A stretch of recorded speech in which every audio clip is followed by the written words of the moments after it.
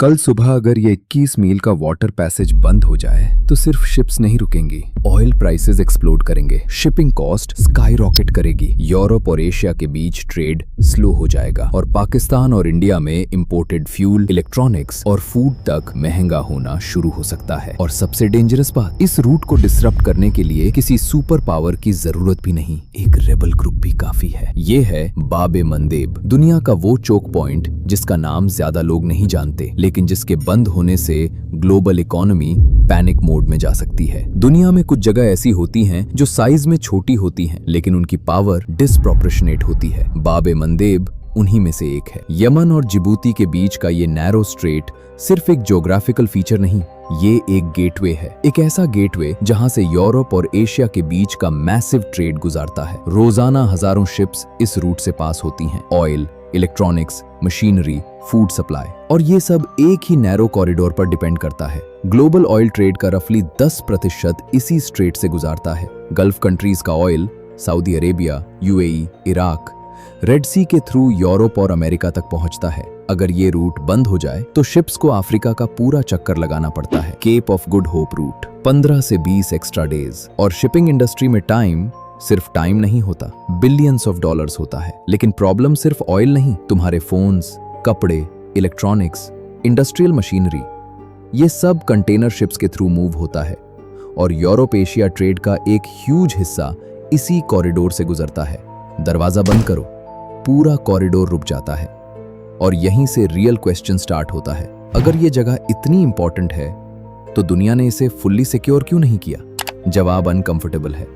Security वहां मुश्किल हो जाती है जहां जियोग्राफी खुद इंस्टेबिलिटी क्रिएट करे।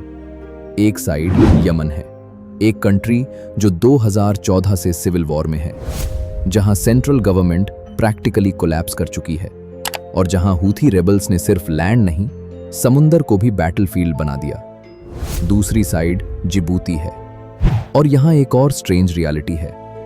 दुनिया की सबसे पावरफुल मिलिट्रीज ऑलरेडी इस टाइनी रीजन में बैठी हुई हैं। अमेरिका, चाइना, फ्रांस, जापान, सब एक ही छोटे से कंट्री जिबूती में। क्योंकि दुनिया को पता है, अगर ये रूट अनस्टेबल हुआ तो ग्लोबल ट्रेड इंस्टेंटली प्रेशर में आ सकता है।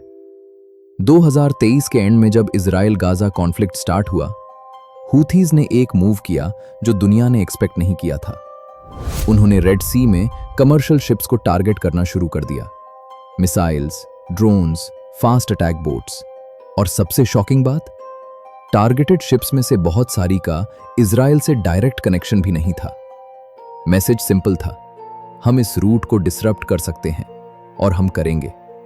रिजल्ट, मेजर शिपिंग कंपनीज ने रेड सी रूट अवॉइड करना शुरू कर दिया। मर्स्क, MSC, CM, ACGM, सब ने अपने शिप्स को लॉन्गर अफ्रीकन रूट पर डाइवर्ट कर दिया। एक मिसाइल और $1 बिलियन सप्लाई चेन्स डिले होने लगे। इंश्योरेंस रेट्स स्काई रॉकेट कर गईं। Shipping cost multiple times increase हो गई। यूरोप की फैक्ट्रीज ने प्रोडक्शन स्लो करना शुरू कर दिया क्योंकि पार्ट्स टाइम पर नहीं पहुंच रहे थे। और ये सब एक नॉन स्टेट एक्टर ने किया, without a real navy, without a real air force, सिर्फ मिसाइल्स, ड्रोन्स और डिटर्मिनेशन के साथ। और यही मॉडर्न वॉरफेयर का स्केरी पार्ट है। आज एक छोटा आर्म्ड ग्रुप भी दुनिया की सप्लाई चेन्स को हॉस्टेज बना सकता है। लेकिन हूथीज अकेले काम नहीं कर रहे। ईरान उन्हें मिसाइल सप्लाई करता है, ट्रेनिंग देता है, इंटेलिजेंस सपोर्ट देता है, और ईरान के लिए यह परफेक्ट स्ट्रैटेजी है। डायरेक्ट वॉर में ऑफिशियली एंटर हुए बिना एक ग्लोबल ट्रेड रूट को प्रेशर में डाल दो। अमेरिका को रिस्पॉन्ड करना पड़ा, नेवल फ्लीट्स डिप्लॉय करनी पड़ी, एयर स्ट्राइक्स हुई, लेकिन फिर भी रूट फुल्ली सिक्योर नहीं हो सका। ये वो वॉरफेयर है जो ऑफिशियली डिक्लेयर नहीं होती, लेकिन जिसके इफेक्ट्स दुनिया भर में महसूस होते हैं। इसीलिए बाब-ए-मंदेब सिर्फ ज्योग्राफी का इशू नहीं, ये ईरान की रीजनल स्ट्रैटेजी का स्ट्रैटेजिक लेवल बन चुका है। ईरान के प्रॉक्सीज लेबनान, इराक, सीरिया और यमन में ऑलरेडी प्रेजेंट है। लेकिन बाब-ए-मंदेब यूनिक है क्योंकि यहां डिसरप्शन का इंपैक्ट रीजनल नहीं रहता, ग्लोबल हो जाता है। और यहां स्टोरी और कॉम्प्लिकेटेड हो जाती है क्योंकि चाइना भी क्वाइटली इस क्राइसिस को ऑब्जर्व कर रहा है। चीना दुनिया का सबसे बड़ा एक्सपोर्टर है। उसका मैसिव ट्रेड रेड सी कॉरिडोर से गुजारता है। मतलब थियोरेटिकली चीना को इंस्टेबिलिटी अपोज करनी चाहिए, लेकिन चाइना पब्लिकली हूथीज की एग्रेसिव कंडेमनेशन नहीं करता। क्यों? क्योंकि चाइना और ईरान के रिलेशंस इंपॉर्टेंट हैं, और क्योंकि एक अनस्टेबल रेड सी अमेरिका को बिजी रखता है। चाइना पब्लिकली काम दिखता है, लेकिन इंटरनली वो एग्जैक्टली ये कैलकुलेट कर रहा होता है, अगर कल रेड सी परमानेंटली अनस्टेबल हो गया तो दुनिया की सप्लाई चेन्स का कंट्रोल किस डायरेक्शन में शिफ्ट होगा। इंडिया का एंगल डिफरेंट है। इंडिया का यूरोप के साथ ट्रेड भी इसी रूट से लिंक्ड है। जब रेड सी डिसरप्शन हुई, इंडिया भी अफेक्टेड हुआ, लेकिन साथ ही एक और चीज हुई। India middle east Europe corridor suddenly ज्यादा सीरियस डिस्कशन बन गया, क्योंकि हर क्राइसिस एक हिडन अपॉर्चुनिटी भी क्रिएट करती है। और इंडिया एग्जैक्टली ये समझ रहा है, अगर फ्यूचर में चोक पॉइंट्स अनस्टेबल होते गए तो ऑल्टरनेटिव ट्रेड कॉरिडोर्स स्ट्रैटेजिक गोल बन जाएंगे। लेकिन शायद सबसे इंटरेस्टिंग प्लेयर जिबूती है। एक tiny country, small population, small GDP, लेकिन मैसिव लेवरेज, सिर्फ लोकेशन की वजह से। अमेरिका का कैंप लेमनियर वहां है, चाइना का पहला ओवरसीज मिलिट्री बेस वहां है, और जितनी रेड सी टेंशन बढ़ती है उतनी ही जिबूती की स्ट्रेटेजिक इंपॉर्टेंस इंक्रीज होती है। जियोग्राफी डेस्टिनी होती है, और बाब अल मंदेब इसका परफेक्ट एग्जाम्पल है। लेकिन ये पूरी स्टोरी का सबसे डार्क पार्ट अभी बाकी है।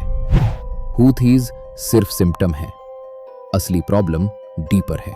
मॉडर्न ग्लोबल इकोनॉमी बहुत एडवांस लगती है, लेकिन असल में वो कुछ नैरो चोक पॉइंट्स पर टिकी हुई है। Bab el Mandeb, Strait of Hormuz, Panama Canal, Strait of Malacca. अगर इनमें से कोई एक सीरियसली डिसरप्ट हो जाए तो दुनिया की सप्लाई चेन्स की फ्रेजिलिटी इंस्टेंटली एक्सपोज हो सकती है। कोविड ने एक बार ऑलरेडी वार्निंग दी थी। पोर्ट्स जाम हो गए थे, शिप्स वेट कर रही थी, फैक्ट्रीज स्लो हो गई थी। बाब अल मंदेब सिनारियो वही वल्नरेबिलिटी है, सिर्फ डिफरेंट ट्रिगर के साथ। इसीलिए मेजर पावर्स ऑल्टरनेटिव्स बिल्ड कर रही हैं।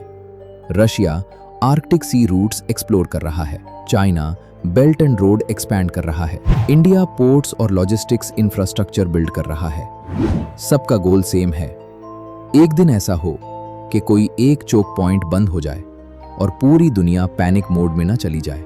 लेकिन वो दिन अभी नहीं आया। अभी भी ग्लोबल इकोनॉमी का मैसिव हिस्सा इसी 21 माइल पैसेज पर डिपेंड करता है। अभी भी दुनिया का ट्रेड एक ऐसे रूट से गुजरता है जिसे एक रीजनल कॉन्फ्लिक्ट शेक कर सकता है। बाब अल मंदेब सिर्फ एक ज्योग्राफिकल पैसेज नहीं, ये प्रूफ है कि मॉडर्न दुनिया जितनी एडवांस लगती है उतनी ही फ्रेजाइल भी है। और जब ग्लोबल इकोनॉमी का इतना बड़ा हिस्सा सिर्फ 21 माइल्स के पानी पर डिपेंड करे तो वो रूट ट्रेड कॉरिडोर नहीं रहता, वो वेपन बन जाता है। और मॉडर्न वॉर्स में कभी कभी सबसे डेंजरस वेपन्स वो होते हैं जिन्हें ज्यादातर लोग मैप पर आइडेंटिफाई भी नहीं कर सकते।